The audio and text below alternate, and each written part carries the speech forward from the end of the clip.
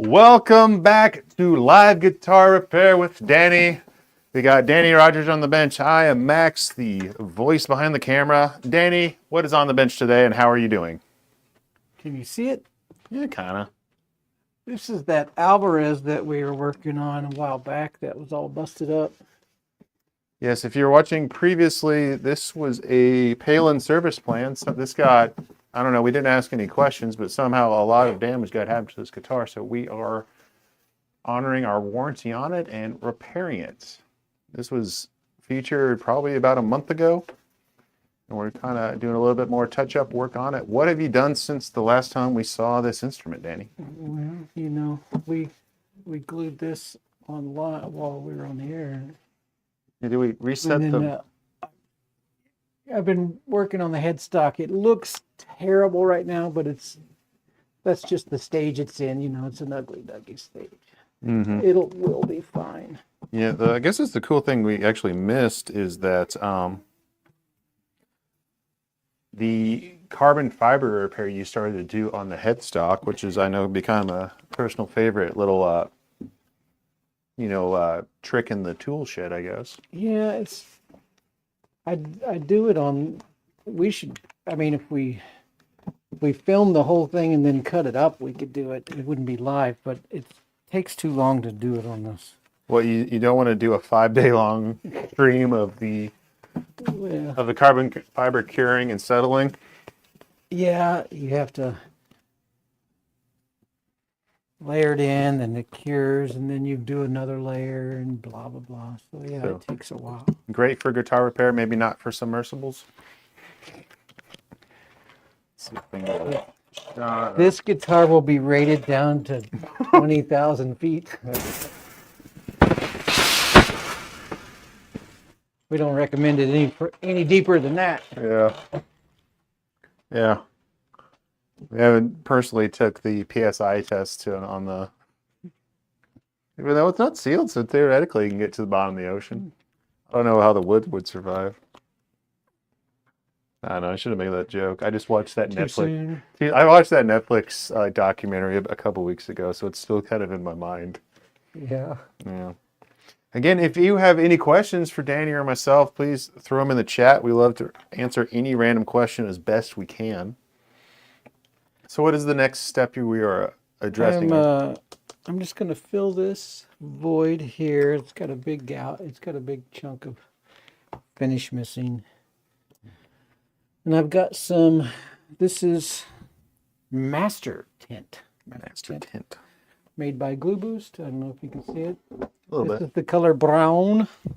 I'm mixing it with some super glue. My favorite finish repair medium. Let's see. I'm afraid it's going to be a little dark right there. Let's see if I can actually get this in closer. See if you can see the gouts a little better. That big gash on the side. I will say this is coming together rather nicely for how much damage happened to this acoustic. Yeah, it'll be fine.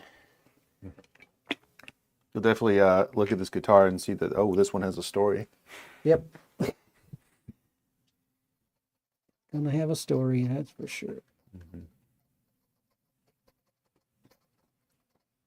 I got that first glob too dark.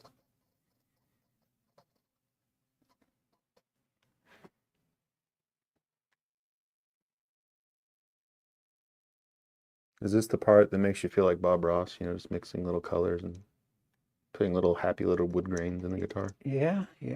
Mm. It is a little bit artsy. And how long does this usually take to set? Well, that's the cool thing about this. This will set like the second I hit it with the accelerator. Oh, your fancy glue accelerator. Yeah, and then it'll be, well, then it'll be ready to sand buff out. Mm-hmm. So it's a little coming out a little dark, but this guitar has a lot of dark areas in it, so I don't think it's gonna stand out. Mm-mm. Did you have a nice holiday weekend, Danny? Yeah, did you? That was all right. I did my usual freelance at the Branson Landing Oh for yeah, Liberty yeah. Light Up, so How'd that come out? that was fine. Just a nice little, basically 24-hour day, but it wasn't Yeah, too bad. it sounds like a blast. No, it was fine. It's been the same like two bands last time, couple of years that I've done it, so it just feels like Groundhog Day at this point. Since it's a digital desk, I literally just loaded my file from From last year. last year and just tweaked it a little bit.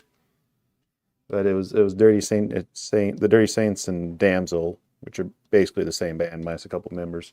So there's no Say, set change. So it was a pretty easy. I don't know. I don't think I know either one of those bands. They're pretty good. And also, it's actually pretty dang good fireworks display because they do it like right on Lake Taneycomo from the barge. So you're That's like cool. right up on it. Though I don't know if it's disconcerting that like after the show they play some more and there's like shells on the stage. Yeah, And I saw the drummer like wiping his cymbals from front of house. you're getting peppered with stuff from the shells. Yeah, but also I've done so many like fireworks shows. I'm just like to the point of like they don't do it for me anymore. I'm just like kind of on my phone while it's going off. Yeah, I was gonna say I'm happy to say I didn't spend $1 on fireworks. And God, where I'm at my place though, it's just like on the 4th, it was just like nonstop. Yeah. I even took a like recording of it, and it just there's no silence. It's just somewhere something's going off. Yeah, it sounded like a war zone this year, which Yeah. is cool. I mean, I'm into patriotism, and as long as it's not my money being burned up in the sky, I'm cool. That's the thing. Like, I mean, like, I know, like, investing in like musical instruments and this is not the greatest use of money, but for fireworks, it's just like you're literally just Quite literally blowing setting your money on fire. Yeah. I mean, to each their own, though. So look at that $20. It was red. Yeah. You know, Chad, if I'm wrong, roast me.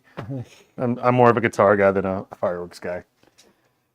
I don't think that's a particularly hot take. I don't- I mean, but also apparently they're doing some like cool stuff with drones now. There's like a thing called a pyro drone, which is kind of coming more in vogue. I haven't seen it yet, but where they do like images and stuff in the sky with it. Ooh, so is this That sounds cool. This is the glue booster, right? Yeah, that's that. That's it. Immediately. So I put a little to set what I was doing, and sometimes it's good to go put it on first, Mhm. and it's because of the way it dries, it kind of shrinks up the. So, in other words, if I put and then boost on top, sometimes it'll shrink up and wrinkle. But if you put the boost on first and then put it on, it kind of dries from underneath, and it dries a little bit more level. But I do it both ways. Either way, we're going to be sanding that off. So All right. Question from the chat. What brand of guitar is that? I believe it's an Alvarez. that's an right? Alvarez. Yes, it is an Alvarez. This was a part of the Palin service plan, so they damaged it somehow, and we're repairing it because we will honor every service plan. Yep.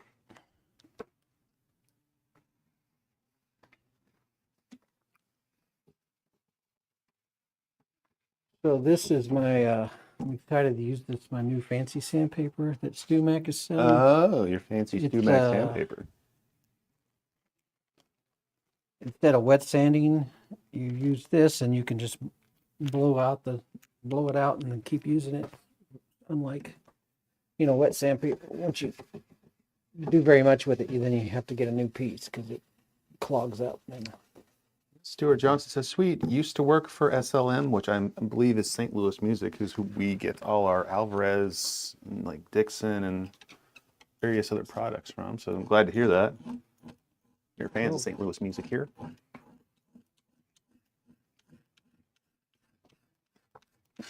St. Louis Music. Yeah. I think I went down a rabbit hole researching something. I was on a long bus ride. And I think it was Crate. Was Crate amps out of St. Louis Music? Maybe. I'd have to do more research. I don't know why we were talking about local amp builders. Like there was one, when I was a kid, I had a Woodson. It was made in Bolivar, I Oh, think. really? Yeah. I And don't then- think I've heard Woodson. Yeah, I don't, I don't think many people have. Yeah. That thing weighed 1,000 pounds. Oh, you've already talked me out. You've already talked me out of it. I'm like, For a young kid, I couldn't hardly move it, you know. I'm not exactly a young kid. I know you call me young, but like, I'm like out of doing like production stuff, and like, I'm all about light things. Yeah. Well, I think I was like 12, and one of my dad's friends gave it to me. And although it was a big 212 cabinet, I think, Hmm. and it weighed a ton. More from Stuart Johnson. Yes, my second bass back in the early 2000s was an electric 5-string Alvarez. I'm actually familiar with their non-acoustic stuff. You ever worked on an Alvarez bass, Danny? You know what? I don't think I've seen one of those. Come to think of it, Yeah, I might actually I mean, look. if I did, I don't remember it. I'd have to Google that to see what it looked like. Being from the 2000s, I have an image in my head, and I hope I'm not. Like more like looking like kind of like an Ibanez or something, you know, like an Ibanez 5-string, you know. I couldn't tell you. You know, and presumably you're also wearing Jinko jeans and a Slipknot T-shirt from the time. Do we need a guy like Joe Rogan that can Google stuff for us? No. Oh, is that what we get? Hey, Yo Landon, can you Google? Yo Landon. Yo Landon, Google this. Google that. Yeah. Yeah. Google me an Alvarez bass. I know. Yes. Yeah, that's in our eventual goals is we'll be able to pay a third person just to sit on the stream and do Google stuff as we need it. So is this you just kind of scraping off the excess here of the? Yeah, so I put glue on it. I filled in that gouge. I'm just gonna razor blade it flat, then sand and buff. So this guitar is poly, which is really hard compared to nitro lacquer. See if I can get a better shot in there.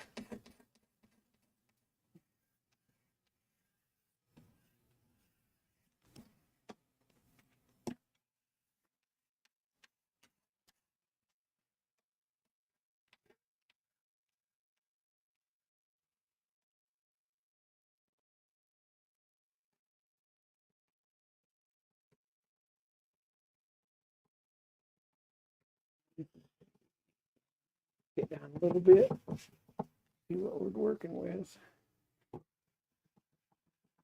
Now, after you're done sanding and buffing, you just use any kind of polish to kind of take all the working marks out of it. You know I use McGuire's automotive polish. That's my favorite. Unofficial sponsor of the show, McGuire's Yeah. Automotive Polish. No endorsement asked or required. So I went ahead and Googled box string bass. If you did hear that, Al, if you did hear that, Landon actually heard me talking, and he actually Googled Alvarez Is that 5-string. it? Was that your bass, I'm Stuart? listening to the live stream. Thank Is you. that your bass? Is that your bass? That looks like a decent bass. Yeah, it's a little different. I imagined it more like curved, more like kind of like a more like, I don't know what I'm trying to say. More Ibanez-y, but yeah, that's not too bad. Thank you, Landon. Thank you. Also, oh, he says pretty much. He said pretty much. Sweet. Oh,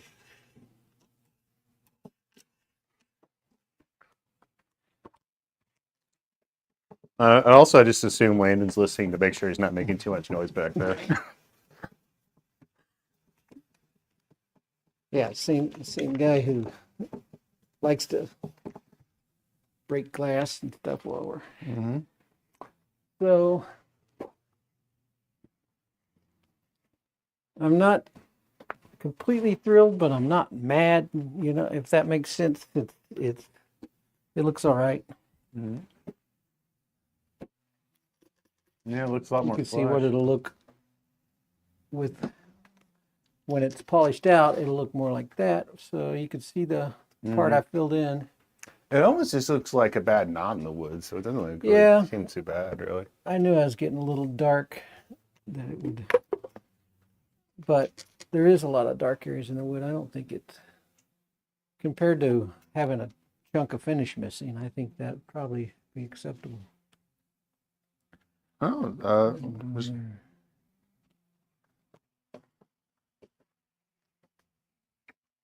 you said actually talking about crate amps. You said this guy worked on the graphics for the Anniversary Classic crate amp. Oh yeah, Oh, cool.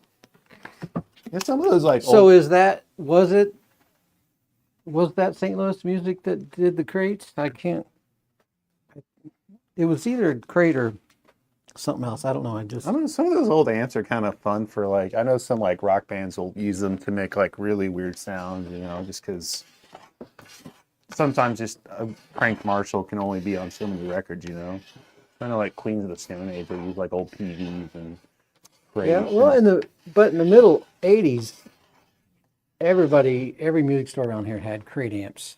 Mhm. They were in Branson. I remember them down there. No, there's another knockdown. honestly, Danny, they're probably still in Branson, Yeah. for all I know. I shouldn't throw shade at the city of Branson.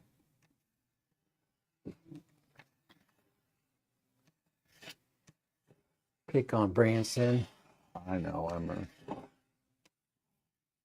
You can pick on Branson. It fed my family for years. I know I shouldn't because it literally it paid. I'm getting a paycheck from it last week. Yeah. For last week.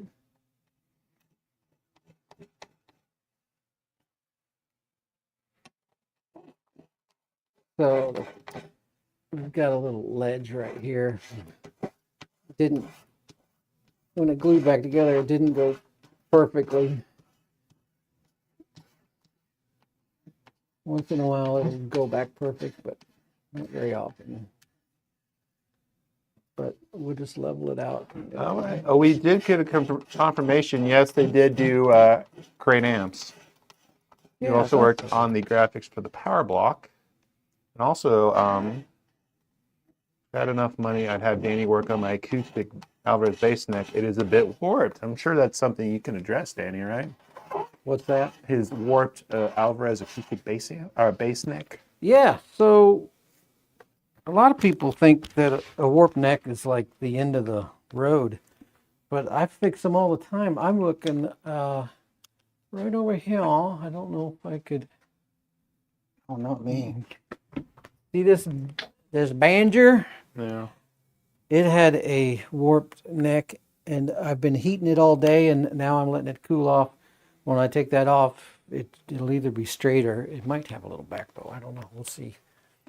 But it was you couldn't tighten the truss rod another turn without breaking it. Do you have an estimate on the like price range for that kind of fix? That's like a couple $100, or depending. Depending on how in depth it eventually Yeah, gets. how long it takes, or 'Cause some- if the truss rod is actually functioning. Sometimes I have to replace the truss rod. And sometimes if you have to take the fretboard off on that, sometimes. Yeah, it all depends on the make, model, and diagnosis. But I've removed fretboards to replace truss rods. I replace truss rods without removing anything on some guitars. Mhm. Even Fenders, they put them in like 3 different ways in a Fender. I had to on my dad's old P bass. I had to do that. So I had to get done. The neck was warped, so eventually that's what ended up happening. Was the neck got taken off and like steamed back into like Yeah. into kind of stock, I guess. So I do that also with acoustics, that if they sometimes they come in needing a neck reset, but it's close enough where I'm like, if I steam the inside of the cavity and put pressure on it and let it set for a couple of days, it'll rock back and be fine without a full neck reset. And I always try that first, especially on old guitars like an old Martin or something. I hate to take the neck off if I don't have to. But a lot of times you don't have a choice. But it's less invasive and it's cheaper if we can do it that way. Mm-hmm. So I'm gonna, there's some glue or something sticking out along this crack. I'm gonna clean that up and then I'm gonna run super glue down there. You know, I should have known better, but when I woke up this morning, it wasn't on my bingo card for the day. I was like, I want to see Danny just take a razor blade to Alvarez today. Yeah. Finish work is a tricky thing. Yeah. A lot of people are afraid of it. Yeah, you're a braver person than I am. Either brave or stupid. I think it's probably mostly, I'm just a little bit retarded. Mm. I'm a little stupid. Mm. Well, at least you're good at covering your tracks. You know, that's half a guitar repair. If you can cover up where you've been, and Yeah. I've had repairs where, yeah, fixing my end was harder than the repair itself. Well, sometimes the repair itself is easy, but you screw up so much stuff taking it apart and getting there, you know. Mm-hmm. I should shut up. I'm not. We are working for a business after all. Yeah. So how's that crack kind of working now? Decided to add a little bit more glue to kind of even it out. Yeah, I'm just.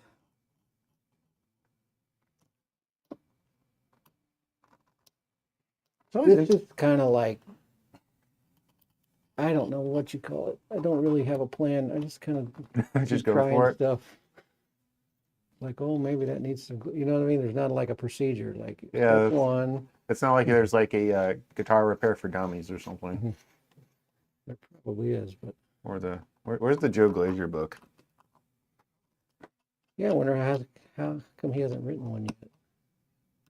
Or would he be throwing stuff at you for using super glue? No. He's a super glue guy. Oh, he's a super glue guy? Okay. Yeah. It's just he just doesn't like tight bond. Was that it? Yeah, he doesn't, especially on old guitars and under bridges and things like that. But I was nervous when he was here because I will use super glue to put on nuts, and I never had any formal training, and I didn't know if he was going to be like, "What are you doing?" But then I watched him do it, and I was like, "Oh, I guess we're fine." The only thing I've ever used, I mean, the one time I repaired a nut on my guitar was I just used wood glue and it's kind of held up all right. Yeah, it's fine. We use super glue because we're in a hurry. Yeah. Well, Yeah, it doesn't hurt anything. You don't use enough. It's not like you're gluing it in. You're just trying to hold it in place. Yeah. So I use like one tiny drop of super glue on either side of the truss rod. Boop, boop. Stick the nut in. That's it. It'll hold it on for a long time. But like on high-end classical guitars, you don't use any glue. Those nuts, Or just fitted they through just friction. float. Yeah. Oh, well. Does that mean it could, if it's, I mean, it's, assumingly it's fitted like, like a Amish person makes like a barn or something. So it really, you take the screens out, it's not going to fall out, is it? Actually, it does. Oh, it does. Okay, never mind. It's just part of the charm. Well, I think it's just part of their like integrity of like instrument making or whatever. Like like they also won't stretch the strings in the high end. All right. You just deal with it. You just tune it all the time. Oh. But like I would pre-stretch the strings out, but that's apparently not allowed in high end classical circles. They play by a whole different set of rules. Yeah, I know. I'm just such a electric guitar guy. That's a whole world it's kind of a mystery to me. Yeah, it's weird. And also, being here at Palo Music, we had to deal with so much band and orchestra stuff. It makes me realize how much of that stuff I do not know, even though I was in orchestra back in the day. Right. It's been an education working here for sure. Like, I feel bad. I didn't know if euphonium was a thing before working here. If what? Euphonium. Oh yeah. I was like, I just thought that they were just bigger and smaller tubas.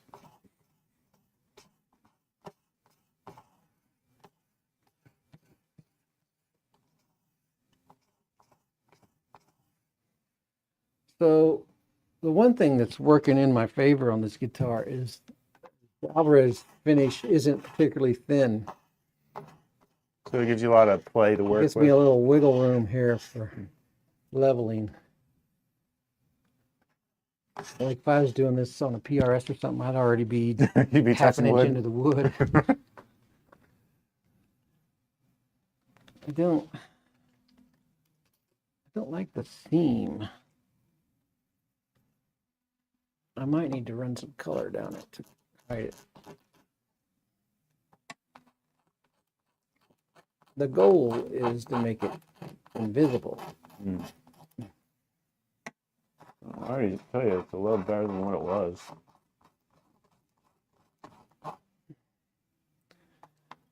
Yeah. I'll show you the neck here in a minute, and you'll be like, that's never going to look like wood again. But next week we'll show you, give you an update, and you'll see it. But it'll be fine. But that's a technique I'm actively still experimenting with. And I don't know, I told you about I found those art pencils that you can draw these grain lines, tiny grain lines, and it's like that's helped a lot. So I can feel a little ripple right there. And of course, this is a mess, so I'm going to go ahead and put a little color in there. So I'll get some fill and finish.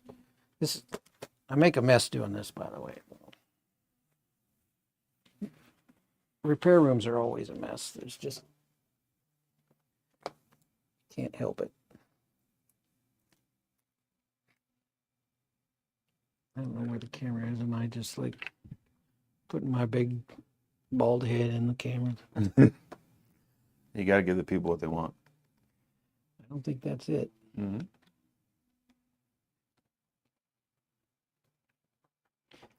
So this is super glue and tint, master tint. I'm just going to. Well, Mr. Stuart Johnson saying he in the chat there's about a good handful of crate amps he designed the front face to, which is kind of cool. That is exponentially more amp design stuff than I've ever done. Yeah, What about you, that is Danny? Cool. Have you designed any amps or helped design? No, not at all. I've carried a lot of amps. So what version of crate amps did he design? Because Because they weren't, if I'm not mistaken, they didn't always look like a crate. I mean, despite the name, right? I will admit this is a hole in my knowledge of the history of crate amps. I will admit that. Or did they always look like a crate? I thought I remembered some that were. Beauty is an art and sometimes a bit messy. I can appreciate that. And also somebody I can hear from the sales floor is rock and beat it right now. Yeah.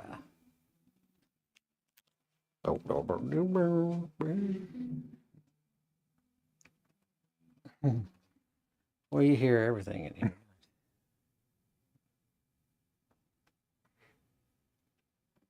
Actually, what got me was like a couple weeks ago. So my office is right outside one of the lessons rooms, and I'm like listening. It's like, man, I know this song.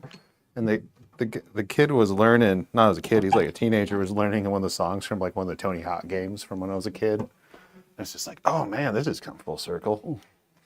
I did not expect to hear CKY coming out in the other room. There was a moment in my life when I knew that it was over for me. It's when I was in the elevator and I heard Ozzy Osbourne's elevator music, and I was like, oh. Well, did you see he had his like final concert last weekend? Yeah, I also saw that he did he do the whole show sitting in a chair? Well, he did the last two. They did a set of his solo stuff, which he had Zach Wild come back and play with him, which was pretty cool. And then the last four songs were like reunion of like the original like Black Sabbath. Like they actually had Bill Ward come back and play drums, and they did four songs. Because I don't think he's at a state that he could do much. But yeah, he was in a throne the whole time. You could, I think he has Parkinson's, so you could see him kind of shaking. But he was like, it was really cool seeing him because he really saw the joy in his face and appreciated people, sending him love. I can't believe he's still alive. I know, but drugs and stuff he did. I saw the lineup for it, and it also had the set times, and it had all these like big acts only playing like 30 minutes. Like from Tool, Alice in Chains, Youngblood, Metallica, Slayer, Anthrax, Guns N' Roses. All kind of paying their respects to Ozzy and Black Sabbath. And it was also in Birmingham. It was a kind of cool thing. The who's who. A real who's who. And So we're gaining on it. This down here looks pretty good. So when I get that all sanded and buffed out, it'll be fine. And the other side is not as bad. Mm-hmm. You wanna give the folks at home a close up look at this? Because I don't think I can move the GoPro any closer. Well. Or you want to get a little better first? You wet it down. I don't know if you can. I don't know how good the resolution on the camera is. Well, it's all in the name. It says it's a GoPro, so it's a professional camera. I don't know what you can see, but it was busted down there, and this was the big piece of missing finish. It had raw wood. This is what I'm working on, this seam. Just had a couple of spots that were visible. And I'll razor that off and then sand it back and then buff it out, and it's gonna be fine. Then we'll do this one. You can see this seems pretty tight, although it goes all the way down here. I can feel there's a slight lip there, so I have to razor that, but there's no big chunks of finish missing. But the big deal was the busted headstock. Now this is going to look like Crazy Grandpa did it or something, but this is just the stage it's in. Mm-hmm. So can you see that on camera? Okay. Mm-hmm. So I cut into the neck about 1/16 of an inch, this whole area, and then lay in carbon fiber. I think there's 3 or 4 sheets of carbon fiber with resin. So I put paint resin on it, put carbon, paint resin, just layered it up. And then I put several layers of resin on top, and then I just file that back like a wood and reshape it. So we're in the process of knocking this down back to wood. But pretty soon, it'll be all smooth and it'll look just like a neck, except it'll have a black area. And then I will paint all that and then paint the wood grain back in. And it will be better than new. It'll be strong. It'll never break again. I'll tell you that. It might break down here though, or up here. It's not going to break like that. But hopefully, but once it you're looks done, horrid right now, but that's just part of the process. well, hopefully once you're done with this, we never see this guitar again, and it's just perfectly safe in its home with its owner, No, yeah. and it never goes through the. So, funny thing is, I think the guy that has this, he watched the live stream the first time we worked on it, No. and he was asking, "How's it coming?" And I was like, "It's going to be a couple more weeks." Yeah. A good point. Was this the guitar from Animal House? The one I assume you mean John Belushi smashed against the wall? It might have been. It's at that point it's looking pretty good from what was that come out like 1978 or something? Late 70s, right? That's when that movie came out. Yeah, I think Yeah. right around 1980. Yeah. Could you repair the guitar from Animal House? Yeah, any guitar can be repaired. Yeah. It's whether you want to put the money in it. I mean, honestly, that one's a kind of a pop culture icon, actually.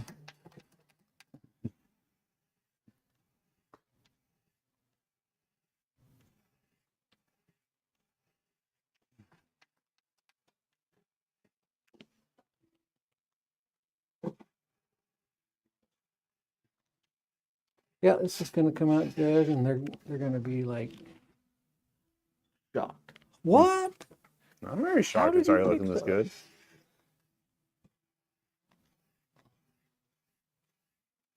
I think finish work and fret work are the two hardest parts about building guitars. Yeah. Yeah. Figuring out how to get good. And fretwork's easier on new guitar. It gets like refrets and stuff get tricky because some guitarists try to fight you. But having good fretwork and good finish work takes a long time. It's a totally different world from woodworking, you know. It's there's a lot to learn about the chemicals. I think one of the first guitars I ever built, I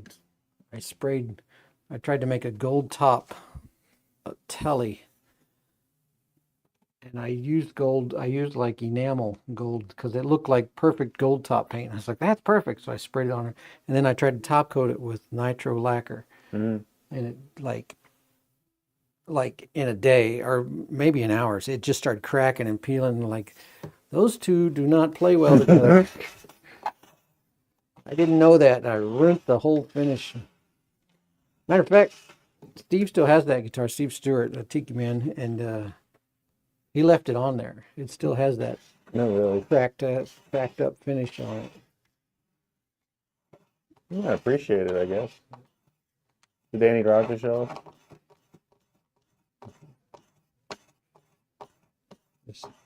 You live and you learn. It's a lot easier now with all the internet. You can look stuff up and go, oh, can't do that. You know what I'm finding really helpful? I'm setting up my new CNC machine, and I've been having trouble with the power requirements and stuff like that for that pump that's 3-phase, and Mm-hmm. and I just put all the specs. I just asked Grok, and just like a Chat GPT, Mm-hmm. and I put all the specs in, and it looks up and it tells me it should be this reading on blah blah blah, and it's been really helpful. Did you actually get it running? Yes and no. I got it running. I don't know. Should we tell this story? It's boring, but so I bought a digital phase. I don't know, but I should have bought a real VFD. But this digital phase thing turns a single phase 220 into 3-phase 220 3 times, and it kind of works. Mm-hmm. And that's why I was getting those weird voltages. Like one phase would be 290 volts, and then one would be 270, and then one was 240. Oh, I meant to bring you my meter in. I forgot about that. Well, after researching online for a while and finding some electricians forum, they're like that's kind of how those things functions. It's just doing some sort of digital voodoo. It's actually hard on the motor. And a couple people was like, I ruined my motor with one of those things. It's like, so I sent it back, and I spent more than twice as much money and got An actual one? a VFD, which is variable frequency driver. And it's still doing it with electronic stuff, but it does a lot better job. Yeah. Of course, the best way to do it is to have the electric company come out and run 3-phase to your house. Can they do that from just the residential grid? They can. Oh, they can? They can. They will charge you out the woo-ha. I bet. Because they have to Well, and I was looking, my pole and transformer is like 5 feet from my garage. No. And I'm like, boy, there's 3-phase right there, and I can't get it. But yeah, that pump was not designed to be in a residential. It needs. So it's better. I'm still feeling some movement there. It's not like glassy, which it's not terrible, but it might, once I buff it out, you might hit the light and you'll see it ripply. So, Oh, sorry, I missed a comment. Danny is in the Springfield area, and he had a story for us. Stewart. Danny, did you know that when Quincy Jones called Eddie Van Halen about playing on Beat It, he had to call him 3 times because EVH just kept cursing out, not believing that it was Quincy Jones actually calling him. So they had to get a mutual friend to do it. that's funny. I Yeah. can believe it. There's quite a few of those stories, kind of like that, like, oh, the person had to be called like 3 times. I also saw something like that. Actually, Eddie Van Halen did not even get paid for that. He was like, "Ah, it just seemed fun." Right? Have you seen the interview Rick Beato with Lukather? Oh, that? about how Eddie cut the time yeah, he cut the code time and code, they- so like they're- he kind of actually screwed up the entirety of like the track of it. So yeah, they like had to like relay the tracks. they had to redo the entire backing track to that whole song. Which like yeah, he's like one of the guys who's just like the only thing left was Eddie's solo and like I think and like Michael Jackson's like raw vocals. So they just cranked the vocals and like one of the session drummers literally just like doing a click to the leakage from Michael Jackson's headphones from the vocals. And then they just completely redid the track to that. Which I assume was like most of the guys from Toto. Yeah, which are nominal musicians, so they were able to pull it off. So I'm changing to 1000 Grit. See, True and Alex was pissed. I'm assuming you mean Alex Van Halen because I don't think any of the Van Halen guys liked that Eddie did that. I don't think any of the members of Van Halen were supposed to do anything outside of Van Halen. Right. Yeah. There's, I guess I was about to say it's a very different time in showbiz, but I don't know how much different it is from people. All right. Well, I think we're getting close to time. So any final questions from Danny or myself, go ahead and put them in the chat. We'll probably be landing this journey in about a couple minutes. yeah, that's not looking too bad. I still don't like that I can see that line right there. Have you tried a Sharpie? Yeah, I could.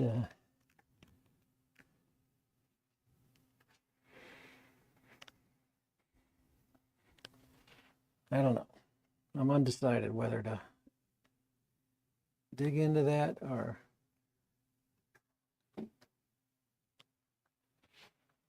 Anyways, she's gonna live. It's gonna make it. Well, sweet. Yeah, those stories are cool, and I love that part of that about the internet now that we're hearing like all kinds of clips of their early days, and you can find clips of Eddie just noodling and stuff. That's just awesome stuff that I would have killed for back in the day. You know, there was a Not whole that I could mimic it. I just there was a hear it. whole like Van Halen demo that Gene Simmons did. Yeah. That they like did, and the record company's like, "Oh, we don't hear anything," and like Gene Simmons was like, "I think you guys are stupid," and just like let Yeah. them go. Like someone else is gonna sign this band and make a bunch of money on it. Right. Yeah, it's crazy. Yeah. Oh, also, the big funny thing I forgot is like the chat's pointing out that so like EVH does the Beat It thing, and Thriller becomes like the biggest album of all time, basically. Right. It holds off 1984 Van Halen album from getting the number 1 spot. So it's held up at number 2. That's funny. Yeah, great. Funny, not funny. But I think it's funny that he thought he could get away with doing that solo and like nobody would be like instantly go, that's Eddie Van Halen. Well, it's not in the music video. It was so obviously his playing. All right. Well, it looks like you've got that guitar in better shape. Still a bit of a journey left on it, though. Yep. She's gonna make it. Might make another appearance back in the stream. Yeah, I want to show you this when I get it. Maybe when I'm painting it, we could put it on there because right now it looks frightening, and I don't want you to think that I'm a hack. This will it will firm up. All right. Well, thanks for letting us venture into your workbench, Danny. Yeah. If you like what you're seeing, we do the live stream with Danny every Monday at 3 Central. Tomorrow is What's in the Case. Yeah, for some reason they Mike and decided Chase. that 3 o'clock, that 3 o'clock on Monday was a good time for me.